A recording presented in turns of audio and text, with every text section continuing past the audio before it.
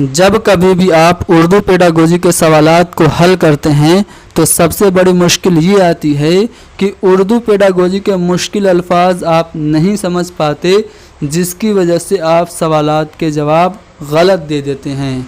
तो आज की हमारी सीटर दिसंबर सन 2022 के लिए अहम क्लास में मैं एम अली आप लोगों के लिए उर्दू पेडागोजी के कुछ मुश्किल अल्फाज लेके आया हूँ, जिसका हम हिंदी और अंग्रेज़ी में मानी समझेंगे। सिर्फ मानी ही नहीं समझेंगे बल्कि वो अल्फाज सवालात में किस तरह से इस्तेमाल हुए हैं उनको भी जानेंगे, उनको भी डिस्कस करेंगे और इस तरह से हम एक पेडागोजी का सवाल भी हल कर लेंगे। देखिए ये कुछ आपको अल्फाज दिख रहे होंगे। बस मैं आपको ये नहीं बताऊंगा कि तरसीली ज़बान की तदरीस का माना है संचारी भाषा शिक्षण या अंग्रेज़ी में इसका माना ये नहीं। मैं आपको पहले तो ये सभी अल्फाज सिखाऊंगा, समझाऊंगा, उसके बाद इन अल्फाज पे मबनी जो सवालात हैं उनको कराऊंगा, यानी कि ये अल्फाज सवालात में किस तरह से इस्तेमाल होते हैं वो आप समझेंगे, तभी आप सही जवाब को पा सकेंगे। ठीक है, इस तरह से मैं कुछ अल्फाज आपको पहले समझाऊंगा और फिर इन्हीं अल्फाज से बने सवालात हल कराऊंगा। ठीक है, तो इस तरह से हम कुछ अहम सवालात हल करेंगे। चलिए आगे बढ़ते हैं और शुरू करते हैं। पहला जो पीपीटी आपके सामने दिख रहा है उसमें यह है कि काम पर मबनी आमोजिश को अंग्रेज़ी में क्या कहते हैं? एक्टिविटी बेस्ड लर्निंग कहते हैं। हिंदी में इसे कहते हैं क्रियाकलाप आधारित अधिगम, यानी कि किसी काम को करके कुछ चीज़ अगर आप सीखते हैं तो वो आपका होता है काम पर मबनी आमोजिश। हिंदी में पूछा जाता है क्रियाकलाप अधिगम के नाम से और अंग्रेज़ी में इसे एक्टिविटी बेस्ड लर्निंग कहते हैं। अक्सर पेडागोजी के सवालात में एक ऑप्शन आपको दिखता है जिसका मतलब आप नहीं जानते और सवाल गलत कर देते हैं। वो ऑप्शन आपको दिखता है कुल जिस्मानी रद्द अमल या फिर कुल तबई रद्द अमल। ठीक है, कुल तबई रद्द अमल ये आपको दिखता है तो आप समझ ही नहीं पाते ये है क्या और आप अपना सवाल गलत कर देते हैं। देखिए कुल जिस्मानी रद्द अमल को आप कह सकते हैं कुल शारीरिक प्रक्रिया। ठीक है, इसको हम कहते हैं टोटल फिजिकल रिस्पॉन्स अंग्रेज़ी में। इसका शॉर्ट फॉर्म है TTR। ठीक है, टोटल फिजिकल रिस्पॉन्स, यानी कि किसी चीज़ को समझाने के लिए हम अपने शरीर के हर हिस्से को, हर अंग को जब हम इस्तेमाल करते हैं, ठीक है, बॉडी लैंग्वेज से कोई चीज़ समझाना चाहते हैं तो वहाँ पे हमारा होता है कुल जिस्मानी रद्द अमल या कुल तबई रद्द अमल। ठीक है, उसके बाद एक ऑप्शन आपको अक्सर दिखता होगा इमदादी लिसानी आमोजिश, इसे हिंदी में कहेंगे सहायक भाषा अधिगम और अंग्रेज़ी में इसको कहेंगे assisted language learning. Assisted language learning इमदादी लिसानी आमोजिश को कहते हैं। उसके बाद तरसीली ज़बान की तदरीस, इसको आप हिंदी में कहेंगे संचारी भाषा शिक्षण और अंग्रेज़ी में इसको ट्रांसमिसिव लैंग्वेज टीचिंग कहा जा सकता है। मबनी लफ्ज़ अक्सर पूछा जाता है, पूछा नहीं जाता, सवाल में दिया गया रहता है। तो मबनी का मतलब होता है आधारित, बेस्ड अंग्रेज़ी में आप कहेंगे। तो इतने अल्फाज आपने सीखे ना, अब इनका यूज़ कैसे होगा? चलो ये सभी अल्फाज इस सवाल में यूज़ हुए हैं। अपना वक्त लीजिए और बताइए कि कौन सा वाला ऑप्शन सही है। वीडियो पॉज कीजिए, पढ़िए, सभी की मानी आपको पता है, आप सभी लोग इसका जवाब सही देंगे।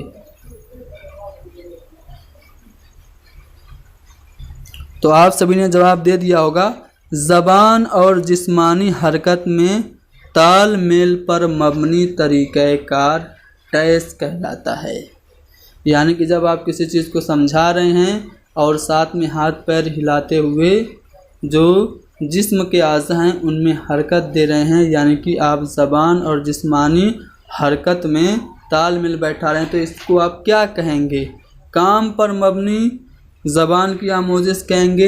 एक्टिविटी बेस्ड लैंग्वेज लर्निंग कहेंगे? जी नहीं, इसे आप क्या कहेंगे? कुल जिस्मानी रद्द अमल, यानी कि आप इसको कहेंगे टोटल फिजिकल रिस्पॉन्स, TTR। आर या कुल तबई रद्द अमल। तो यहाँ पे आपका जो जवाब होगा वो दूसरा वाला ऑप्शन होगा, कुल भाषाई प्रक्रिया हिंदी में से कहेंगे।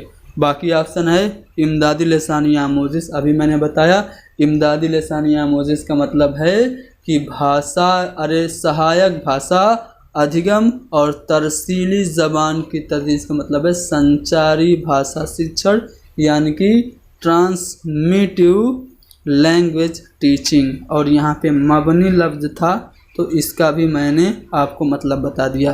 अब इन सभी अल्फाज को जो मैंने बताया इन्हें आप सीखने के बाद इस सवाल में मुश्किल अल्फाज होने के बावजूद आपने जवाब दिया ना, खुद से दिया। चलो अब देखो इन अल्फाज को आप याद करो, ठीक है। चलो मैं समझा देता हूँ। माखज़ की हैसियत से कसीर लसानियात, इसका मतलब क्या है? बहुभाषिकता संसाधन के रूप में या फिर बहुभाषिकता संसाधन के तौर पर, ठीक है।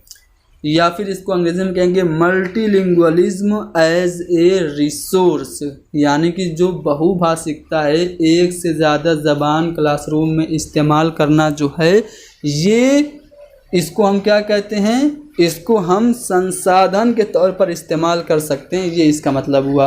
तो माखज़ की हैसियत से कसीर लसानियात का मतलब है बहुभाषिकता संसाधन के रूप में, मल्टीलिंगुअलिज्म एज ए रिसोर्स, ठीक है। और भी कुछ अहम जो की वर्ड्स हैं उन्हें आप ध्यान रखिएगा। आमोजिश के माने होता है लर्निंग, हिंदी में इसे कहते हैं अधिगम। दर्सियात करिकुलम यानी कि पाठ्यक्रम को कहते हैं। मसावी दिखे तो उसका मतलब होता है इक्वल यानी कि बराबर। और हिकमत अमली लफ्ज़ अक्सर आसन में इस्तेमाल होता है, इसको हम कहते हैं स्ट्रेटजी यानी कि योजना बनाना, ठीक है। तो ये सभी अल्फाज आपने देखे। अब आइए इस सवाल पे, अब इसका जवाब आप लोग खुद देंगे। 20 सेकेंड आपके पास है।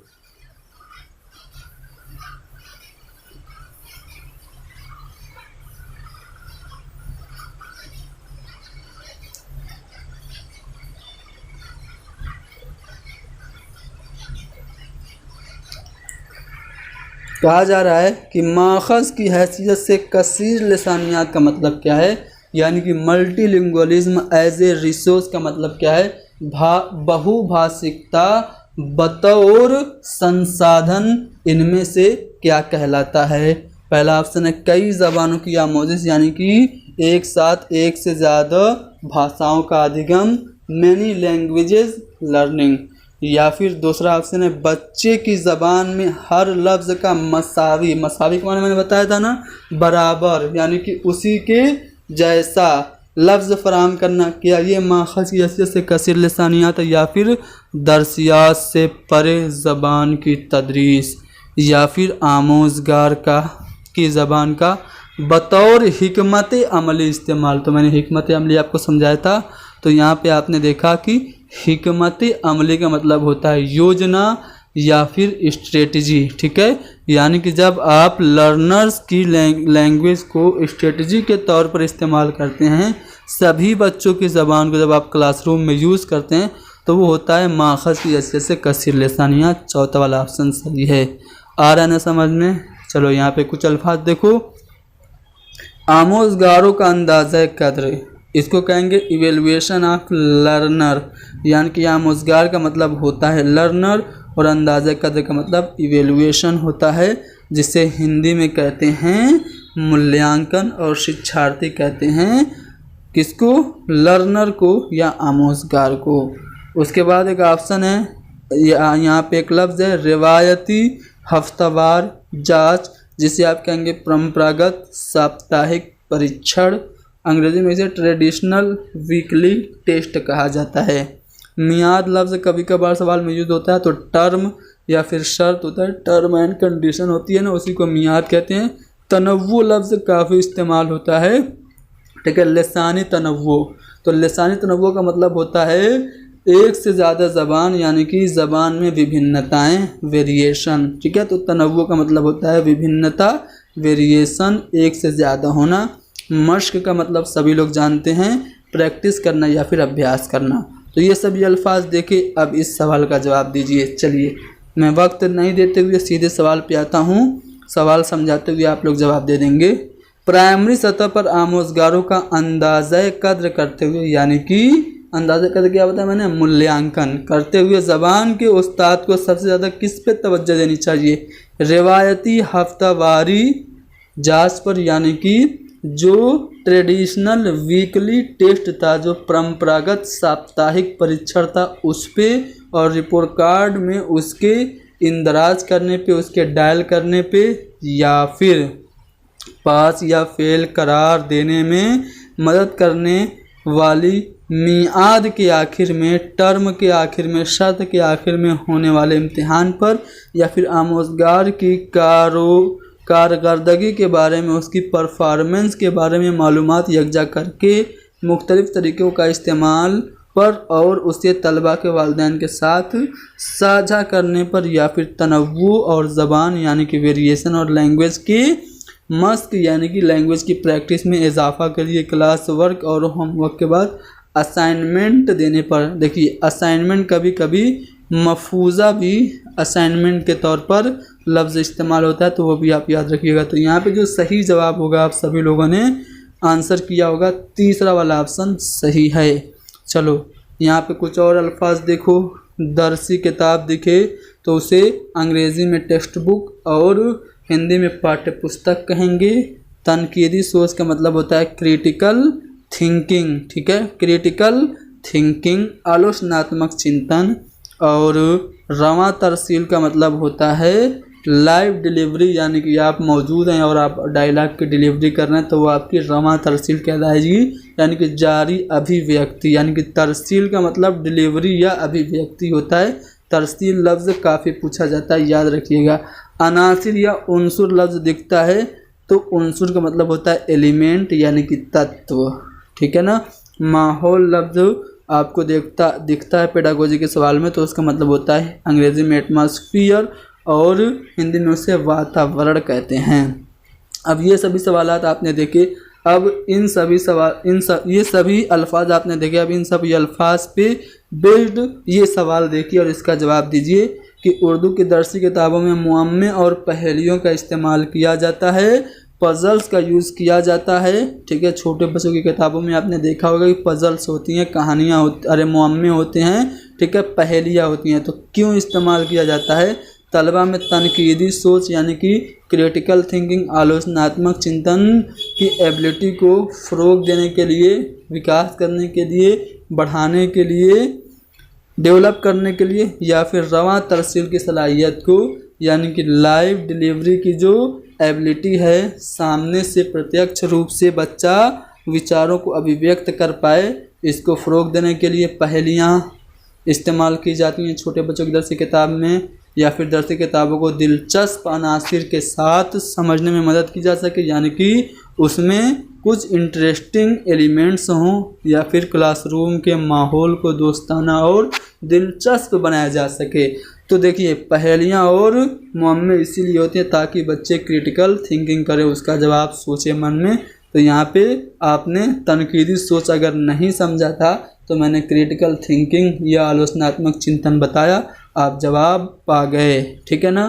क्लास पसंद आ रहा है तो इसको लाइक कर दो, शेयर करो। मैं कभी कहता नहीं हूँ लेकिन कह रहा हूँ, इसको शेयर करो, ज़्यादा से ज़्यादा उर्दू के हर एक तालिब इल्म तक पहुँच जाना चाहिए। चलो यहाँ पे कुछ अल्फाज देखो।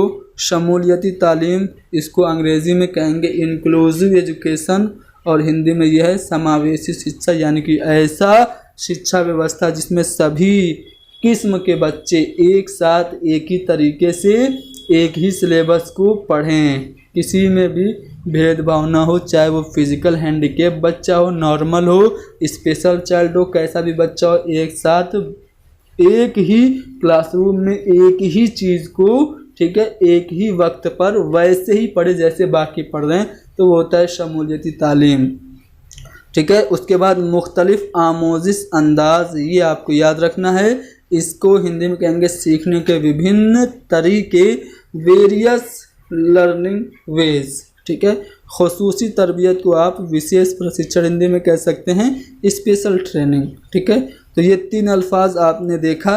अब इन्हीं तीन अल्फाज मुश्किल जो हैं इनकी मदद से आप इस सवाल का जवाब देंगे बताइए, शमूलियती क्लासरूम में तदरीस के वक्त ज़बान के उस्ताद को क्या करना चाहिए? समावेशी कक्षा में इंक्लूसिव एजुकेशन में टीचिंग के वक्त लैंग्वेज के टीचर को क्या बासलाहियत तलबा को कमज़ोर तलबा के साथ रखना चाहिए, यानी कि जो स्टूडेंट ब्रिलियंट है उसको आप एवरेज स्टूडेंट के साथ रख दें, या फिर मुख्तलिफ आमोज़ी अंदाज अपनाएं, वेरियस लर्निंग मेथड्स का यूज़ करें, यानी विभिन्न प्रकार के सीखने के तरीक़ों का प्रयोग करते हुए आप आमोज़ी अमल में लर्निंग के प्रोसेस में उनकी हेल्प करें, या फिर उनके मसाइल के हल के लिए प्रिंसिपल से खुसूसी तरबियतकार यानी कि स्पेशल ट्रेनर का आप रिकमेंडेशन मांगें, या फिर इसकी यकीन दहानी कराएं कि वो स्कूल में अपने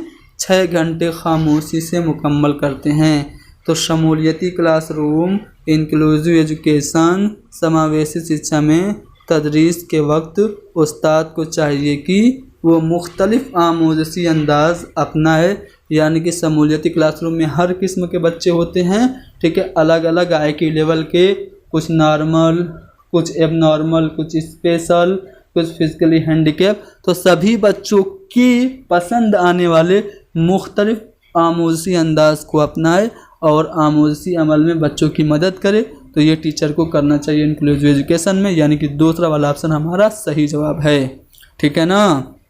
तो हमने यहाँ पे 5 सवाल किए और लगभग 15 से 20 वर्ड्स जो कि डिफ़िकल्ट थे, जिनको न जानने की वजह से आप सवाल गलत कर रहे थे, वो भी समझा दिए।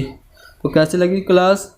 पसंद आई तो लाइक करो, शेयर करो, हैदरी स्टडी पॉइंट को ज़रूर सब्सक्राइब करो। Thank you very much.